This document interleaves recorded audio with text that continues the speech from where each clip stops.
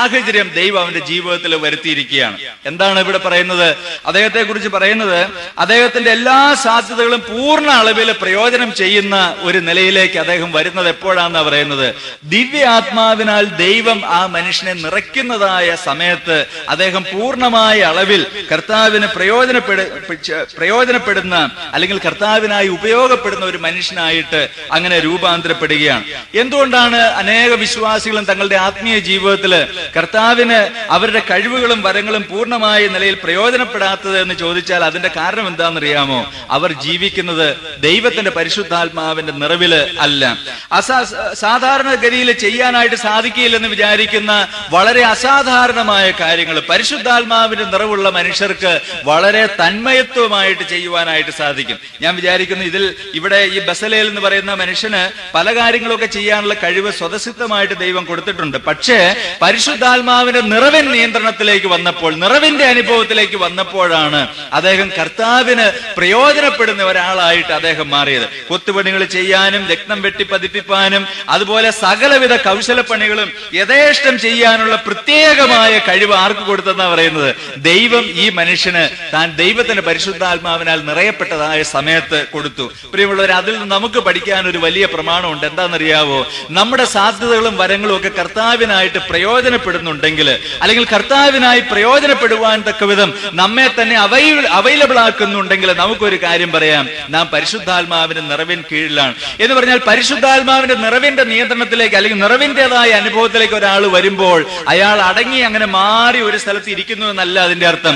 ദൈവത്തിന്റെ കരങ്ങളിൽ അങ്ങനെ യഥേഷ്ടം പ്രയോജനപ്പെടുന്ന ഒരു നിലയിലേക്ക് ആ മനുഷ്യൻ വരികയാണ്. അദ്ദേഹത്തിന് സ്വതസിദ്ധമായി ദൈവം കൊടുത്തിട്ടുള്ള സാധ്യതകളൊക്കെ പ്രയോജനപ്പെടുമെന്നുള്ളത് മാത്രമല്ല, ദൈവം പ്രത്യേകമായ കഴിവുകൾ ആ മനുഷ്യന് കൊടുത്ത് ദൈവം തന്റെ കരങ്ങളിൽ തന്നെ അധികമായിട്ട് ഉപയോഗിക്കുന്ന ഒരനുഭവത്തിലേക്ക് ദൈവം തന്റെ ദാസന്മാരെ കൊണ്ടുവരുന്നത് നമുക്ക് കാണുവാനായിട്ട് സാധിക്കും. പ്രിയമുള്ളവരെ, അതിന്റെ വ്യക്തമായ തെളിവാണ് അപ്പസ്തോലനായ പത്രോസും അതുപോലെ മറ്റാളുകളൊക്കെ സാധാരണ മനുഷ്യരായിരുന്നു. പക്ഷേ കർത്താവിന്റെ കരങ്ങളിൽ അവര് അമർന്നിരിക്കുകയും ദൈവത്തിന്റെ പരിശുദ്ധാത്മാവ് അവരെ അങ്ങനെ നിറയ്ക്കുകയും ചെയ്ത സമയത്ത് അവർ വളരെ അസാധാരണ നിലയിൽ പ്രയോജനപ്പെടുവാനായിട്ട് ആരംഭിച്ചു. ബസലേൽ എന്ന് പറയുന്ന മനുഷ്യൻ ഒരു സാധാരണ മനുഷ്യനാണ്. പക്ഷെ ഇപ്പോഴെന്ത് സംഭവിച്ചെന്നാ പറയുന്നത്? ദൈവം അയാളുടെ മേൽ നിയന്ത്രണം ഏറ്റെടുത്തപ്പോൾ ആ മനുഷ്യൻ അങ്ങനെ വളരെ പ്രയോജനപ്പെടുന്ന ഒരനുഭവത്തിലേക്ക് വരുന്നു. ഒരിക്കലും ഇങ്ങനെ ഒരു ദൈവദാസനെ കുറിച്ച് ഞാൻ വായിക്കാനായിട്ട് ഇടയായിത്തീർന്നു. അദ്ദേഹത്തിന്റെ പേര് ക്യാമ്പൽ മോർഗൻ എന്ന് പറയുന്ന ഒരു ദൈവദാസനാണ്. അദ്ദേഹം ഒരിക്കല് ദൈവത്തിന്റെ വചനത്തിൽ നിന്ന് പ്രസംഗിക്കുന്നത് കേട്ട് കഴിഞ്ഞപ്പോൾ അദ്ദേഹത്തിന് വിവാഹ നിശ്ചയം ചെയ്ത പെൺകുട്ടി വിവാഹ നിശ്ചയം ഒഴിവാക്കി മാറിപ്പോയി. അദ്ദേഹം പറഞ്ഞു, ഇദ്ദേഹത്തിന് ക്രൈസ്തവ ശുശ്രൂഷയിൽ യാതൊരു സാധ്യതകളും ഇല്ലാത്തതുകൊണ്ട് ഞാൻ ഇദ്ദേഹത്തെ വിവാഹം ചെയ്യാനായിട്ട് പ്ലാൻ ചെയ്യുന്നില്ല എന്ന് പറഞ്ഞ് ആ പെൺകുട്ടി അങ്ങനെ മാറിപ്പോയി. അതിനുശേഷം ഈ മനുഷ്യൻ തന്റെ ജീവിതത്തെ കർത്താവിന് പൂർണ്ണമായിട്ട് സമർപ്പിച്ചു കൊടുത്തു.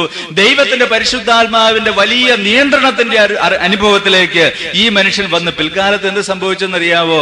അദ്ദേഹം ലോകം മുഴുവൻ അറിയപ്പെട്ട ഒരു വലിയ ദൈവദാസനായിട്ട് പിൽക്കാലത്ത് തീർന്നു. പ്രിൻസ് ഓഫ് എക്സ്പോസിറ്റേഴ്സ് എന്നാണ് അദ്ദേഹത്തെ പിൽക്കാലത്ത് വിളിച്ചത്. എന്ന് പറഞ്ഞാൽ ഒരു കാലത്ത് ഒരു പ്രയോജനവുമില്ലെന്ന് തോന്നിയ ആളുകൾ മാറ്റിക്കളഞ്ഞ ഒരു മനുഷ്യൻ പിൽക്കാലത്ത് ദൈവത്തിന്റെ ആത്മാവിന്റെ നിയന്ത്രണത്തിന്റെ കീഴിലേക്ക് വന്നപ്പോൾ എന്ത് സംഭവിച്ചു? ലോകം മുഴുവൻ പ്രയോജനപ്പെടുന്ന ഒരു മനുഷ്യനായിട്ട് തീർന്നു. അതാണ് പരിശുദ്ധാത്മാവിന്റെ നിറവെന്ന് പറയുന്നത്. പരിശുദ്ധാത്മാവിന്റെ നിറവിലേക്ക് ഒരു മനുഷ്യൻ വന്നെന്ന് പറഞ്ഞാൽ, അല്ലെങ്കിൽ നിയന്ത്രണത്തിലാണ് ജീവിക്കുന്നതെന്ന് പറഞ്ഞാൽ അതിന്റെ അർത്ഥം ആ മനുഷ്യൻ കർത്താവിന് പ്രയോജനപ്പെടുന്ന ഒരു മനുഷ്യനായിട്ട് മാറുന്നു എന്നാണ് വാസ്തവത്തിൽ അതിന്റെ അർത്ഥം എന്ന് പറയുന്നത്. പ്രിയമുള്ളവരെ, ഇന്ന് പല സഹോദരന്മാർക്കും ഒക്കെ പ്രയോജനപ്പെടാനായിട്ട് സാധിക്കുന്നില്ലെങ്കിൽ നിങ്ങൾ ഒരുപക്ഷെ ചിന്തിച്ചു നോക്കുക. ഞാൻ പ്രയോജനപ്പെടുന്നില്ലെങ്കിൽ ഒരുപക്ഷെ അതിന്റെ കാരണം എന്ന് പറയുന്നത് ദൈവത്തിന്റെ പരിശുദ്ധാത്മാവിന്റെ നിയന്ത്രണം എന്റെ ജീവിതത്തിൽ ഇല്ലാത്തതായിരിക്കും. ചില ആളുകളൊക്കെ പറഞ്ഞേക്കാം, ഒരുപക്ഷെ ഞങ്ങള് അങ്ങനെയാണ് ഇങ്ങനെയാണ് അതാണ് ഇതാണെന്നെല്ലാം അവർ മനസ്സിൽ നിരൂപിക്കും. പക്ഷെ ദൈവത്തിന് അവരെ ഉപയോഗിക്കാനായിട്ട് സാധിക്കുന്നില്ല. ഉപയോഗിക്കാൻ സാധിക്കാത്തതിന്റെ കാരണം അവർക്ക് കഴിവില്ലാത്തതുകൊണ്ടല്ല, അവർക്ക് ദൈവത്തിന് പ്രയോജനപ്പെടുന്ന വിധത്തിൽ വരണമെങ്കിൽ ദൈവത്തിന്റെ പരിശുദ്ധാത്മാവിന്റെ നിയന്ത്രണം കീഴിലേക്ക് അവർ വരേണ്ടത് ആവശ്യമാണ്. പ്രിയമുള്ളവരെ, ദൈവം അതിന് ധാരാളമായ കൃപ ഈ നാളുകളിൽ നമുക്ക് തരട്ടെ. ദൈവത്തിന്റെ ആത്മാവിന് വിധേയപ്പെടുവാനായിട്ട് ദൈവം നമ്മെ പഠിപ്പിക്കട്ടെ. രണ്ടാമതായിട്ട് നമുക്ക് കാണുവാൻ സാധിക്കുന്ന ഒരു കാര്യമാണ്, പരിശുദ്ധാത്മാവിന്റെ നിയന്ത്രണമുള്ള വിശ്വാസികൾ, നിറവുള്ള വിശ്വാസികൾ പ്രായോഗിക ജീവിതത്തിൽ വളരെ പരിജ്ഞാനം പ്രദർശിപ്പിക്കുന്ന ആളുകളായിരിക്കും. പ്രായോഗിക ജീവിതത്തിൽ വളരെ പരിജ്ഞാനം പ്രദർശിപ്പിക്കുന്ന ആളുകളായിരിക്കും പരിശുദ്ധാത്മ നിറവുള്ള ആളുകൾ എന്ന് പറയുന്നത്.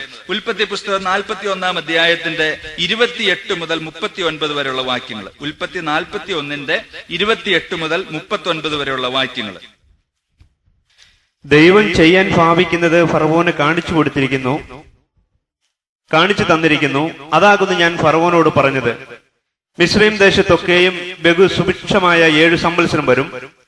അത് കഴിഞ്ഞിട്ട് ക്ഷാമമുള്ള 7 സംവത്സരം വരും. അപ്പോൾ മിസ്രയീം ദേശത്ത് ആ സുഭിക്ഷതയൊക്കെയും മറന്നിരിക്കും. ക്ഷാമത്താൽ ദേശമൊക്കെയും ക്ഷയിച്ചു പോകും.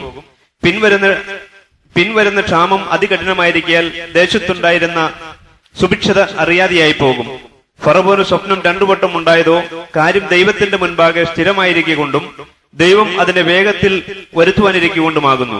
ആകയാൽ ഫറവോൻ വിവേകവും ജ്ഞാനവുമുള്ള ഒരുത്തനെ അന്വേഷിച്ച് മിസ്രയീം ദേശത്തിന് മേലധികാരിയാക്കി വെക്കണം. അതുകൂടാതെ ഫറവോൻ ദേശത്തിന്മേൽ വിചാരന്മാരെയാക്കി സുഭിക്ഷതയുള്ള 7 സംവത്സരത്തിൽ മിസ്രയീം ദേശത്തിലെ വിളവിൽ 5-1 വാങ്ങണം. ഈ വരുന്ന നല്ല സംവത്സരങ്ങളിലെ വിളവൊക്കെയും ശേഖരിച്ച് പട്ടണത്തിൽ ഫറവോന്റെ അധീനതയിൽ ധ്യാനം സൂക്ഷിച്ചു വെക്കണം. ആ ധ്യാനം മിസ്രയീം ദേശത്ത് വരാൻ പോകുന്ന ക്ഷാമമുള്ള 7 സംവത്സരത്തേക്ക് ദേശത്തിന് സംഗ്രഹമായിട്ടിരിക്കണം.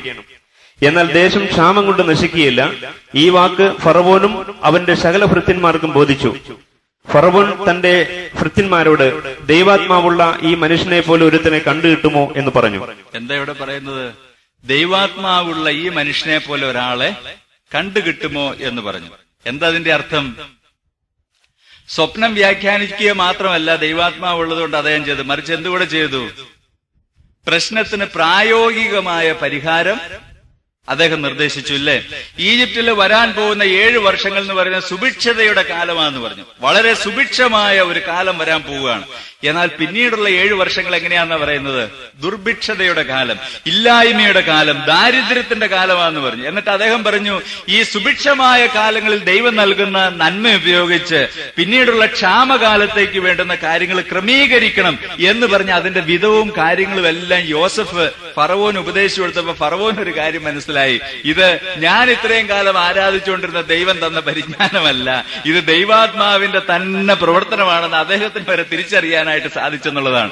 എന്ന് പറഞ്ഞാൽ പ്രായോഗികമായ പ്രശ്നങ്ങളിൽ, ആത്മീയ വിഷയങ്ങളിൽ മാത്രമല്ല, സ്വപ്നങ്ങളെ വ്യാഖ്യാനിക്കുക മാത്രമല്ല ചെയ്യുന്നത്, ദൈവത്തിന്റെ പരിശുദ്ധാത്മാവിന്റെ നിയന്ത്രണത്തിൽ ജീവിക്കുന്ന ആളുകള് പ്രായോഗികമായിട്ട് ജീവിക്കാൻ പഠിച്ച ആളുകളായിരിക്കും. എന്ന് പറഞ്ഞാൽ ദൈവം അവർക്ക് കൊടുക്കുന്ന നന്മയും അനുഗ്രഹങ്ങളും അതുപോലെ സാധ്യതകളും ഒക്കെ പ്രായോഗികമായ ജീവിതത്തിൽ പ്രയോജനപ്രദമാകുന്ന വിധത്തിൽ അത് ഉപയോഗിക്കാനുള്ള പ്രത്യേകമായ പരിശീലനവും പരിജ്ഞാനവും ഇങ്ങനെയുള്ള ദൈവമക്കള് പ്രദർശിപ്പിക്കും എന്നുള്ളതാണ്.